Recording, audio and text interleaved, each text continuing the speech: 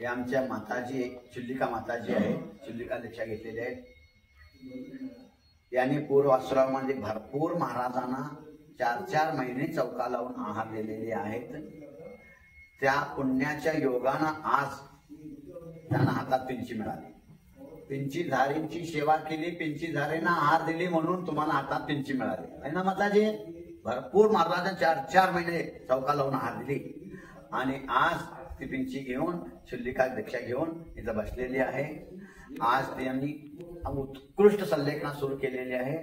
अजून यम संलेखन सुरू होणार आहे। आता नियम संलेखन जोरदार नियम संलेखन चालू आहे।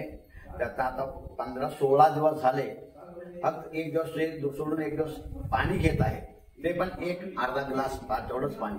पण अजून स्पष्ट बिना चष्मा वाचतात व एकदम स्पष्ट बोलतात। कुठनं शक्ती आणल्यात कोणाला ठोकता आणि शुद्धमतीच्या सिद्धांताजवळ अनंत शक्ती आहे। तर त्यांची भावना आहे मला शुद्ध क्षेत्रामध्ये दीक्षा घेऊन शुद्ध व्हायचं आहे, ही भावना आहे। म्हणून आम्ही शुद्धमती नाव दिलो। आता ती लवकर सिद्ध होणार आहे, परंतु पंचमकारात शुद्ध होऊ शकत नाही। म्हणून आता ते स्वर्गात जाणार, स्वर्गातून जन्मल्याबरोबर विमान घेऊन विदेश क्षेत्रात जाणार, श्रीमंत भगवंतांचं दर्शन करणार, नंदीश्वरांचं सगळं दर्शन करणार आणि तिथं सुद्धा धर्मच करत राहायचं। धर्म करत करत तिथलं आयुष्य संपल्यानंतर मनुष्य पर्यायात यायचं, मुनी व्हायचं आणि शुद्धमतीचं आठवण करून शुद्ध मोक्षाला जायचं शुद्ध व्यक्तीला।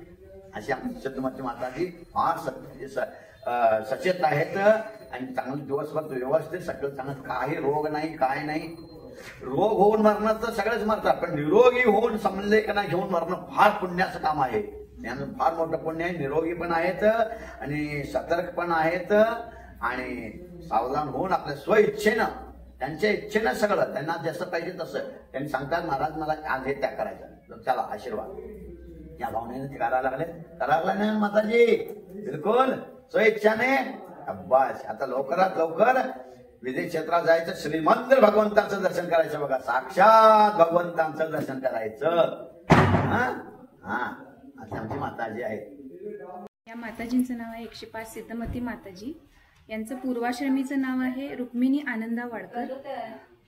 यांची तिसरी प्रतिमा झाली 21 ऑगस्ट 2025 गुरुवार दिवशी आणि त्यांनी 4 सप्टेंबर 2025 दिवशी गुरुवारी 7वी प्रतिमा घेतली उत्तम त्याग धर्मा दिवशी। गुरुवार 18 सप्टेंबर 2025 दिवशी त्यांची चुल्लिका दीक्षा झाली।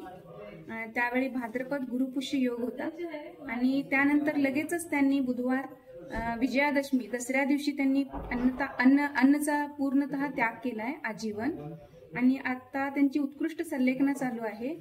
आता फक्त त्या 16 दिवस झालं फक्त पाण्यावर आहेत, ते पण एकाडेक दिवस अशी त्यांची संलेखन चालू आहे आणि लवकरच त्या यम संलेखनाचं भावना करत आहेत आणि त्यांची ती भावना पूर्ण सिद्धमती माताजी की जय।